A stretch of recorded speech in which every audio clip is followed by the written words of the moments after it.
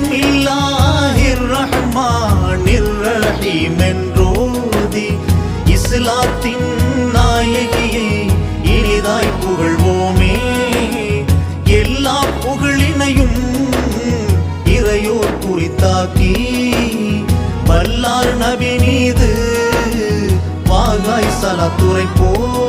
அல்ஹம்துலில்லாஹி ரப்பில் ஆலமீன் வல் ஆகிபத்து லில் முத்தகீன் வஸ்ஸலாத்து வஸ்ஸலாமு அலா சய்யிதினா முஹம்மதின் வ ஆலிஹி வ ஸஹ்பிஹி அஜ்மஈன். أما بعد فقد قال الله تعالى في القرآن العظيم وفي القرآن المجيد بعد أعوذ بالله من الشيطان الرجيم بفضل بسم الله الرحمن الرحيم. அளவற்ற அருளாளனும் நிகரற்ற அன்புடையுமாகிய எல்லாம் அல்ல அல்லாஹ்வை புகழ்ந்தவனாகவும் கண்மணி நாயகம் ஸல்லல்லாஹு அலைஹி வஸல்லம் அன்னவர்களையும் அன்னவர்களை பின்பற்றி வந்த சுத்த சத்திய சஹாபாக்கள், தாபிஈன்கள், தபஅ தாபிஈன்கள், வலிமார்கள், ஷுஹதாக்கள் அனைவரை போற்றியும் மேலும் இக்காலத்தின் குதுப் நாயகம் குதுப் ஸமான் ஷம்சுல் ஜமாலியா அஷ்ஷையத் யாசின் அலி மௌலானா அல் ஹஸன் அல் ஹுசைனி ஹாஷிமி ரலியல்லாஹு தஆலா அன்ஹு அன்னவர்களின் பாதத்தை முத்தமிட்டவனாக என் உரையை ஆரம்பம் செய்கின்றேன். நாம் ஒரு புனிதமிக்க ஒரு ரமலான் மாதத்தை அடைந்தவனாகவும் அந்த ரமலானில் 3ஆம் பிறை என்று சொல்லக்கூடிய கண்ணியம் வாய்ந்த அன்னை ஃபாத்திமா ரலியல்லாஹு தஆலா அன்ஹா அன்னவர்களின் மறைவை ஒற்றி நாம் இன்று ஒன்று கூடியிருக்கின்றோம். இந்த மஜ்லிஸினுடைய நோக்கம் ஃபாத்திமா நாகிய அன்னவர்களை முழுமையான முறையில் வெளிப்படுத்தி அன்னவர்களை போன்று ஒரு பெண்மணி வாழ வேண்டும் என்பதற்காக நம்முடைய ஷேக் நாயகம் குதுப் ஸமான் ஷம்சுல் ஜமாலியா ஷஹீத் கலீல் மௌலானா அல் ஹஸன் அல் ஹாஷிமி கதஸல்லாஹு சிர்ரஹுல் அலீம் அன்னவர்கள் நமக்கு இதை ஏற்படுத்தி தந்திருக்கின்றார்கள். அந்த வகையில் இதை நாம் எவ்வாறு பேண வேண்டும்,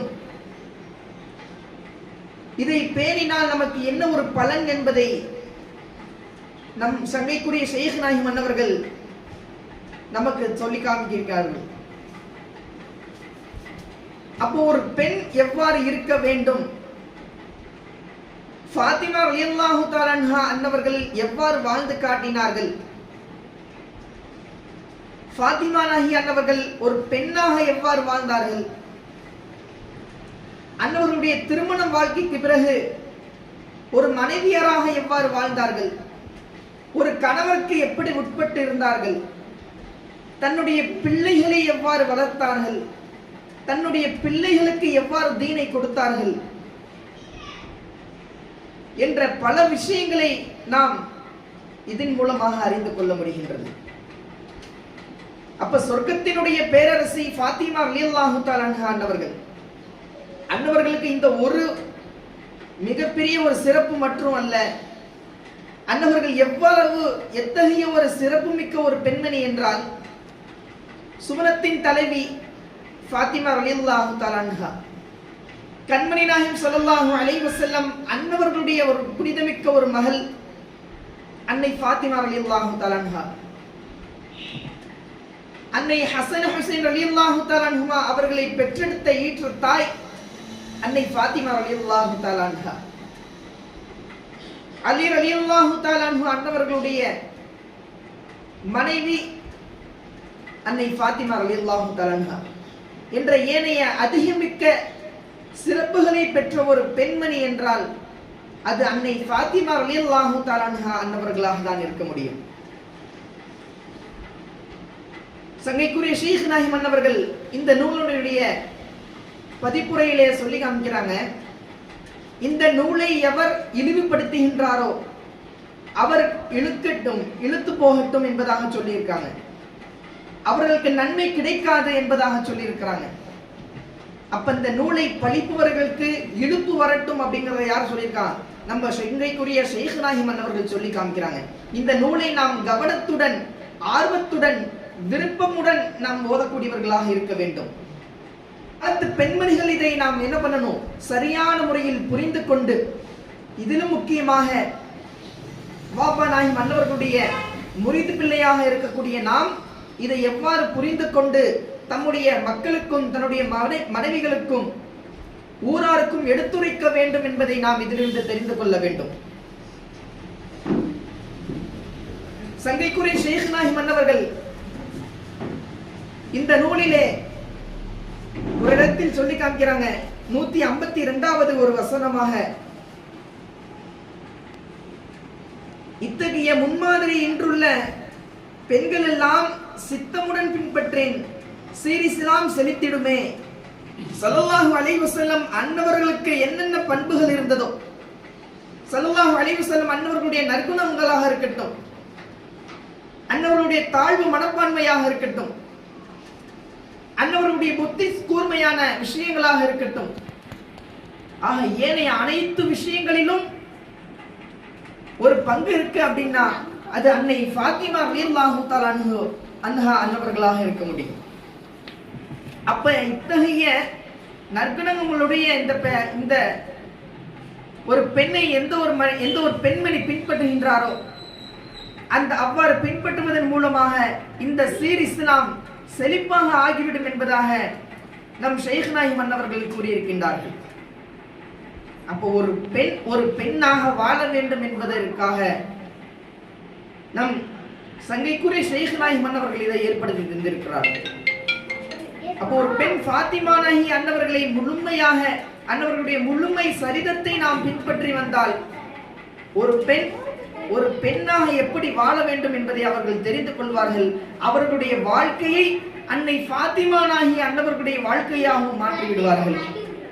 இன்ஷா அல்லாஹ் வரக்கூடிய காலகட்டத்தில் வாப்பா நாயகி அன்னவர்களுடைய பேரருளால் நம் வீட்டிலும் ஒரு ஃபாத்திமா நாயகி அவர்களை போன்ற ஒரு மகனை நாம் உருவாக்கக்கூடிய பாக்கியத்தை நம் ஷேக் நாயகி மன்னவர்கள் நமக்கு தந்தர் புரிவாராக. இந்த ஃபாத்திமா நாயகி வாளை மட்டுமல்லாமல் வாப்பா நாயகி மன்னவர்கள் நமக்காக எடுத்து சொல்ல வேண்டும் என்பதற்காக எத்தனையோ நூல்களை என்ன பண்ணியிருக்கிறாங்க, நமக்காக எடுத்துரைத்திருக்கிறாங்க. அப்ப அப்படிப்பட்ட ஒவ்வொரு நூல்களையும் நாம் என்ன பண்ணணும், சரியான முறையில் படித்து பார்த்து அதை புரிந்து கொண்டு, அதை புரியாத வண்ணமாக இருக்கக்கூடிய நிலையில் அதை புரிந்தவர்களிடம் கேட்டு அதை தெரிந்து கொண்டு அதன்படி வாழக்கூடிய பாக்கியத்தை நமக்கு யார் தான் தரணும்?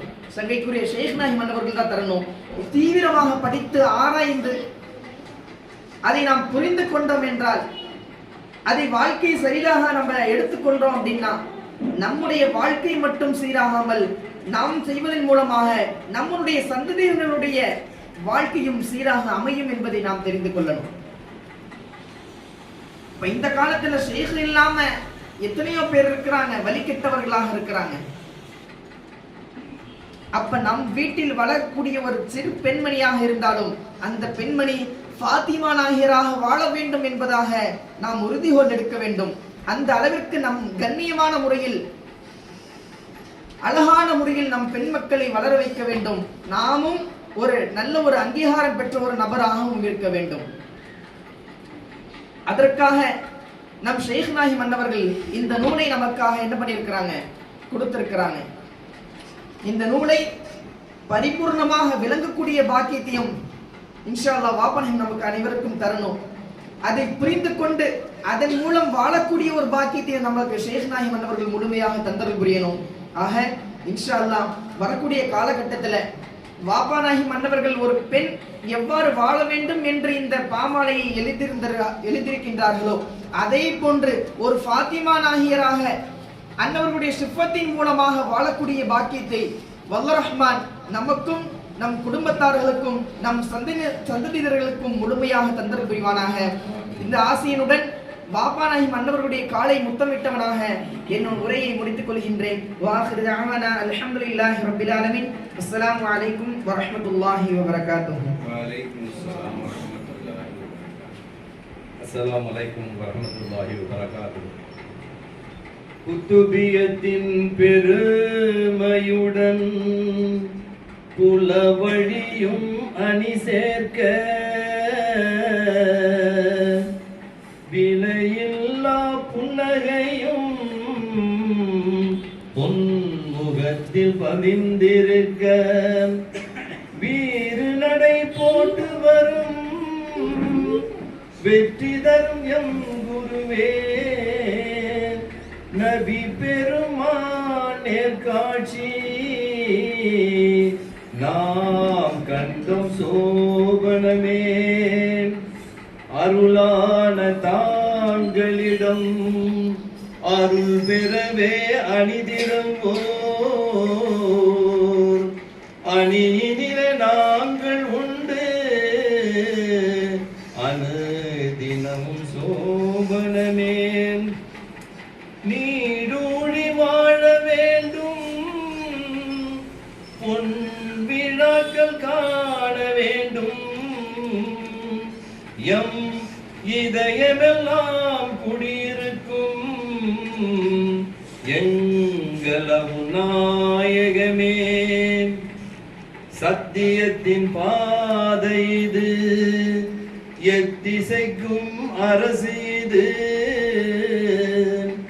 தித்திக்கும் தேனமுது என் சிந்தைக்கும் தந்தை இது ஞான துவக்கமாம் பேரின்ப பாதை மேலும் தேட்டமாம் பரமார்த்த தெளிவு நடை பயிலம் உண்டு அருண்மொழி கோவை தீர்க்கவியலாதாகமாம் தாகி பிரபம் அருள் பெற்றோம் வாழி கதி பெற்றோம் வாழி நிறை நலம் பெற்று வாழி வாழ வழி தந்த வாழ்வே வாழி. அஸ்ஸலாமு அலைக்கும்.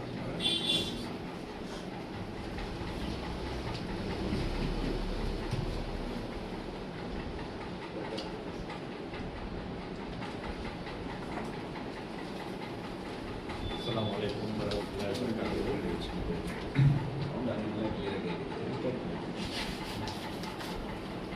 சங்கிப்பிரிய இந்த திருநாளில்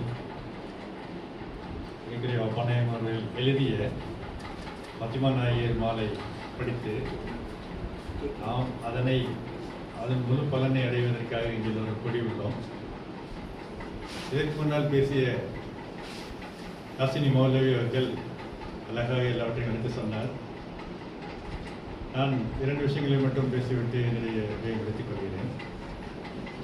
இங்கே யாசின் நாயகம் அவர்களுடைய பாலிசி என்னவென்றால் ரசூலுல்லாஹ்வுடைய ஒரு ஹதீஸான எஸ்ஸரு வலாத்த அஸ்ஸரு வஸ்ஸரு வலாத்த நஃபர், எளிதாக்குங்கள் கடுமையாக்கி விடாதீர்கள், நல்லதை எடுத்துச் சொல்லுங்கள், திகைப்படைய வைத்து விடாதீர்கள்.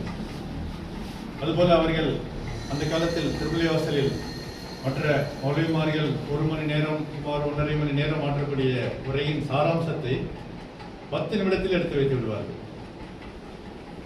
இதில் இன்னொன்று கவனிக்கத்தக்கது பாருங்கள், அவர்களுடைய தாயார் பாத்திமா அம்மையார் அவர்கள் வாழ்ந்த காலம் வெகு சுருக்கமான காலம்.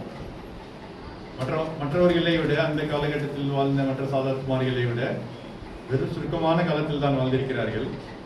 அந்த காலத்திலேயே அவர்களின் 2 புதல்வர்களையும் எவ்வாறு அவர்கள் பயிற்றுவித்திருக்கிறார்கள் என்பது அவர்களுடைய சரித்திரத்தை படிக்கும் போது நமக்கு அறிய கிடைக்கிறது. அது மட்டுமல்லாமல் ரசூல் ஸல்லல்லாஹு அலைஹி வஸல்லம் போலவே அவர்களும் அந்த கல்விக்கு முக்கியத்துவம் கொடுத்து அப்போது உள்ள அந்த பெண்களுக்கு கல்வியை படிப்பித்திருக்கிறார்கள்.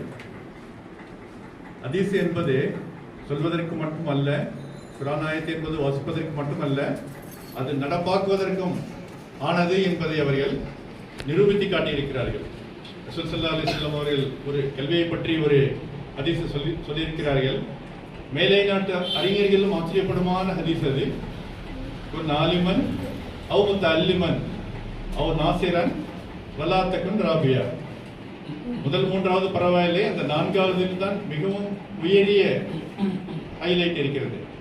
அதாவது நாலிமன் படித்துக் கொடுப்பவர்களாக இருங்கள், அல்லது படிப்பவர்களாக இருங்கள், அல்லது படிப்புக்கு உதவி செய்தவர்களாக இருங்கள் என்று சொல்லிவிட்டு கடைசியாக சொல்கிறார்கள் வலா தகுன் ராபியா, நான்காவதாக இருந்து விடாது. அப்படி என்றால் இந்த இஸ்லாமிய சமுதாயத்தை இந்த மூன்றுக்குள் கொண்டு வர வேண்டும் என்று நாடுகிறார்கள். அதை செய்து காட்டியவர்கள் அவர்கள் குடும்பத்தில் வந்தவர்கள். அது ஃபாத்திமா நாயர் அவர்களும் அதே போல அந்த கல்வியை படித்துக் கொடுத்திருக்கிறார்கள், மற்றவர்களுக்கும் படித்துக் கொடுத்திருக்கிறார்கள். அவர்களுடைய அருமை புதல்வர்கள் இருவருக்கும் படித்துக் கொடுத்து அவர்கள் இருவரும் பார்போற்றும்படி நமக்கு அந்த இல்மை கொடுத்து விட்டு போயிருக்கிறார்கள். அந்த வழியில் வந்து எங்களுடைய கலையிலவன் மௌலானா பனாயம் அவர்கள் எழுதிய இந்த பாமாலையை படித்து நாம் எல்லோரும் மீன்புற்றோம்.